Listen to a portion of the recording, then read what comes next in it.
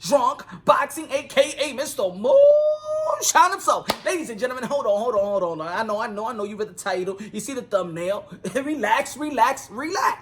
If you're a Tyson Fury fan, push your ego to the side. Push it to a side. If you're an Anthony Joshua fan, push it to a side. If you're a Deontay Wilder fan as well, push the ego to the side. Just push it aside. Let's talk. We're hardcore boxing fans out here. Let's just talk. Let's wrap it up, my brothers and sisters. Let's just talk.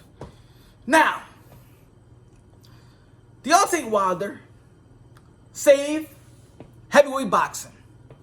I understand there's going to be some of you that is going to be saying to yourself, what the hell is Punch Drunk is talking about? What the hell is he drinking? The moonshine? Is he drinking the same thing that Mauricio Sudamon, WBC president, is drinking too? The Patron, the tequila? What the hell are you drinking? Hold on, like I said.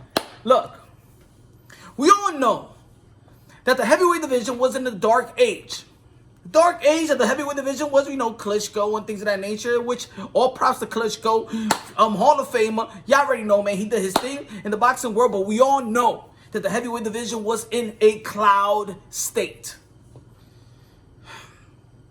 The emerge of Deontay Wilder, knocking everybody on their mama, regardless of how you may feel. There's people out there, who do you fight, who do you knock out? Shh, hold on. We'll get to that in a minute. The emerge of Anthony Joshua, knocking everybody out as well. They merged Tyson Fury with his slick and elusive ways and beating Klitchko. And that was supposed to be kind of like the beginning, right? Deontay Wilder won his title 2015 versus Tavern. Tyson Fury beat Klitschko, ending his reign. But of course, it's not about winning and losing, but it's also how you win and how you lose. The how. Now, in the heavyweight division, we needed some excitement. We always have in the back of our minds the Mike Tyson, who's going to be the next knockout artist, because of course in the 80s and 90s the heavyweight division was good with elusive fighters that you accumulate, that you combine the power, the speed and power and things of the nature, the Holyfield, the Lennox Lewis, and the Riddick Bowe, and the Mike Tyson as well, the David Tua as well, that never won a title, but of course David Tua around this time era, I think he'll be a heavyweight champion. Knockouts was missing. Excitement was missing. That's why it was dark. Here comes Deontay Wilder again, like I said, knocking everybody out. Deontay Wilder is practically a highlight reel, a freak of nature that we actually did need in the sport. I mean, we leave all the skills and all the tech, and not the great technique and the combination and stuff like that to the smaller division. Let's be real. Let's be honest.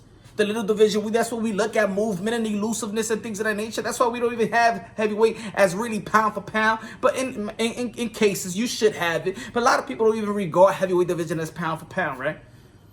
We went to the evolution of speed and power of Mike Tyson and Roy Jones Jr. that went to the heavyweight division, knowing that he was not really a heavyweight, but you saw the speed and power and the evolution of the sport of boxing, in which we don't really see the evolution in my estimation. We just see that heavyweight guys are just getting bigger and bigger and bigger and taller and bigger, and the frame is kind of blubby through the side, the love handles that we see in a lot of these boxers, except for Anthony Joshua and guys like Deontay Wilder. But when it was supposed to be a big fight, Tyson Fury and Klitchko, it was a snoozer. It was boring. We understand that. And then Tyson Fury decided to, do what we had to do, the pressure, sniff or whatever you want to do. You already know the story. We don't got to go into it. And here comes Deontay Wilder, Anthony Joshua. Deontay Wilder, an Olympian.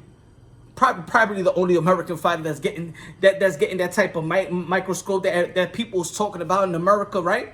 Knocking everybody out. You got Anthony Joshua over there in the UK. Shout out to the UK people out there.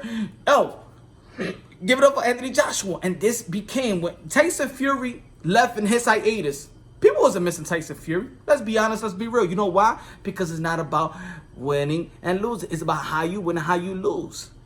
We didn't want to see no 6'9" big guy that look out of shape, just going around the ring and slip like a butterfly, sting like a bee, or whatever. Float like a butterfly, sting like a bee. We didn't need that. This is the heavyweight division, and we wanted something different. We had Klitchko. We wanted something different. We wanted something excitement. Bring back the fans to the sport of boxing. Bring back the casuals, and that's the heavyweight division, in which it was in a coma.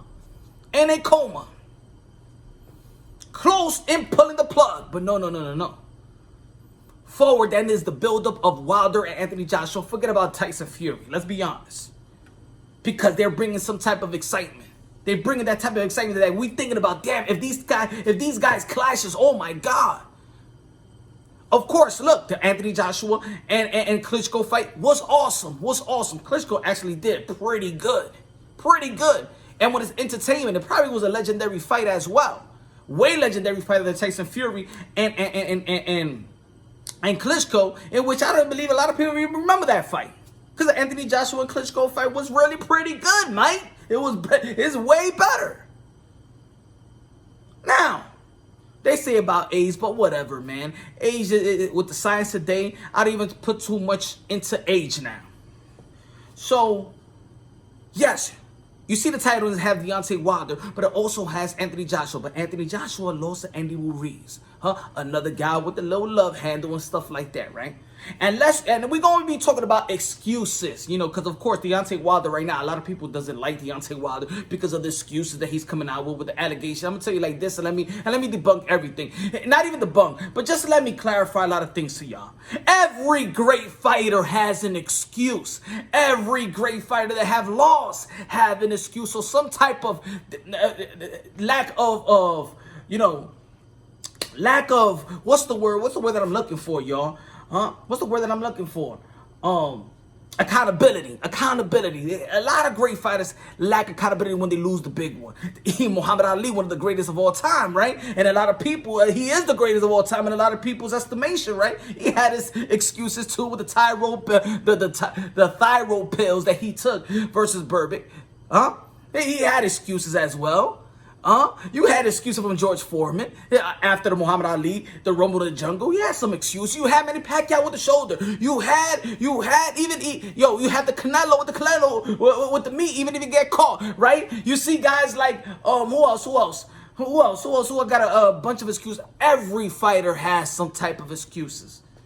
Either they didn't lose weight good, either their training wasn't good, either they injured themselves in training camp, and you had Keith Thurman that he ain't had the good left hook. Even when they don't have great performances, you had the Earl Spence and fluctuating weight, and that's why my performance, if my weight was good, it would have been good. You have a bunch of people with excuses. It's not, look, 9 out of 10 times, a great fighter loses, he's going to come with excuses. As a matter of fact, not only would they come with excuses, the fan base will come with excuses. Even Mike Tyson will have the excuses. Even Mike Tyson, the baddest man of the planet, even he came with the excuses. When he lost with Buster Douglas, what they say, nah, he was just dancing and having orgies in Tokyo and things of that nature. How about people make excuses for Mike Tyson when they say, if Cus D'Amato was still alive, Mike Tyson would be undefeated. Even people would give Tyson the excuse. So let's everybody, and let me say like this about excuses. If I look at your life and stuff like that, you look at mine, we all have some excuses. Everybody, each and every one of us, we have a DNA in the human race that we're just,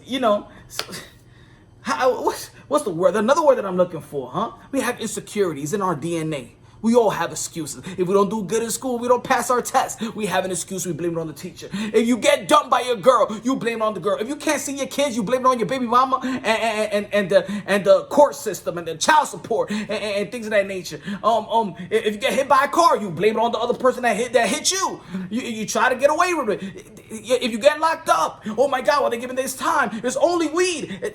We have a bunch of excuses. If I look at your life, you have a bunch of excuses. I'll tell you why you ain't see your kids today. Oh no, but he's with his mom or whatever. Everybody got an asshole. Everybody got an excuse. Okay? When you lose something, you find something.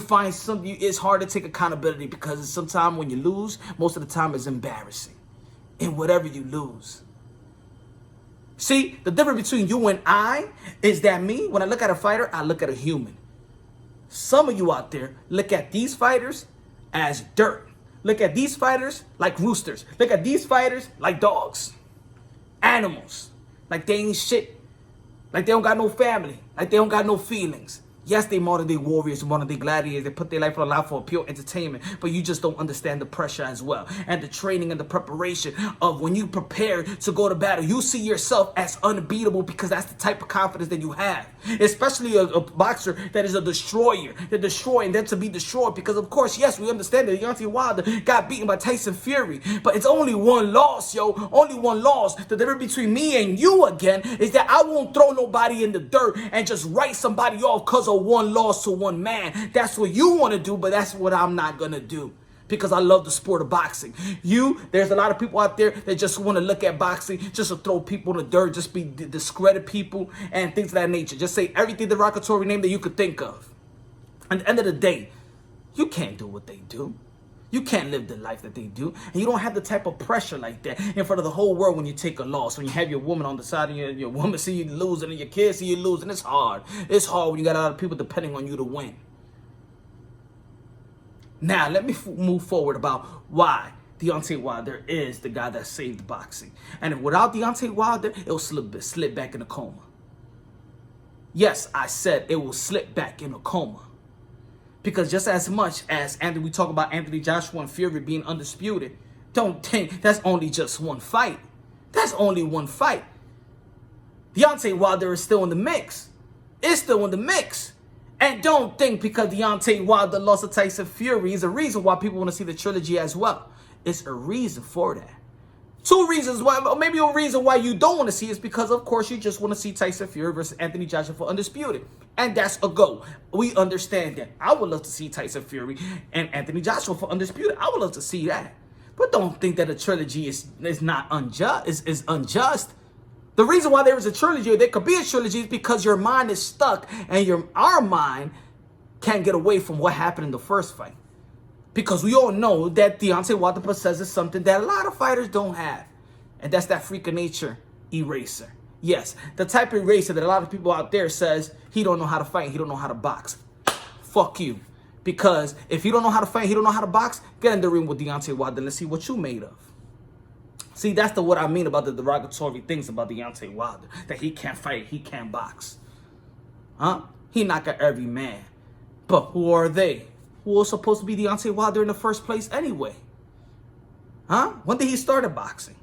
Maybe the guys that you call tomato cans, maybe he was supposed to be the tomato can. But nah, he's special.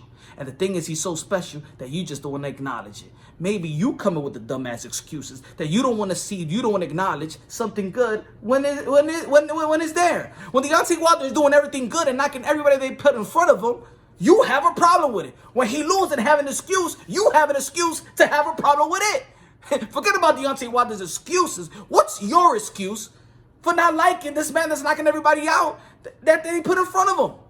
What's your excuse?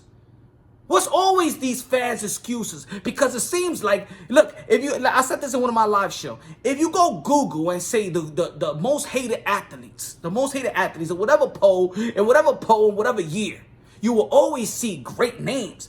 Kobe Bryant. Tiger Woods was #1 at the most hated athlete in the world. Huh? You got Alex Rodriguez. You got LeBron James. You got greatness as the most hated. Why? Because in DNA, there's insecurities. I thought there's things in America that we love to build fighters, then break them down to see a Cinderella story. And when Anthony Joshua lost to Andy Ruiz, what they said, he's not about boxing. He just want to be a model. They fire his trainer. Everybody went, oh my God, to the max for firing his trainer. To say he's not about boxing, that he's not mentally there. People was calling for him to retire. But look, we have a habit of loving Cinderella stories. Just like we like Tyson Fury's Cinderella story, right? Just like we may love Deontay Wilder's Cinderella story when he comes back into a trilogy and highly potential to actually beat Tyson Fury. Are you going to deny that because you see him outbox him in the first fight and then in the second, oh man, there's no chance. Yes, there's a chance because you and I know that he got a punch. That's always a chance. Because in the sport of boxing, there's not a myth. We always say that one punch could change the whole thing, right? So when it comes to Deontay Wilder and Tyson Fury, what do you mean? What, it's not in effect now? It's not in effect? That one punch could change the whole thing? At the end of the day, I'm going to congratulate, and I want the guy that actually saved the heavyweight division or helped save the heavyweight division alongside with Anthony Joshua to stay there and don't write him off. Why you want to write something good off? Let me ask you a question. Because you're a Tyson Fury fan? Because you're an Anthony Joshua fan? And if it was the other way around, you're an Anthony Joshua fan, you want him to just stay and retire where Anthony Joshua lost to Andy Ruiz for what? Are you a fan or not? Tyson Fury needs Deontay Wilder. Deontay Wilder needs Anthony Joshua. Anthony Joshua needs Deontay Wilder. All these great heavyweights need one another to make it great, to make the sport great. But what you saw reactors are doing collectively are actually fucking up the sport of boxing. Your hate collectively, because there's many of you, is gonna drive the heavyweight division right back into that coma.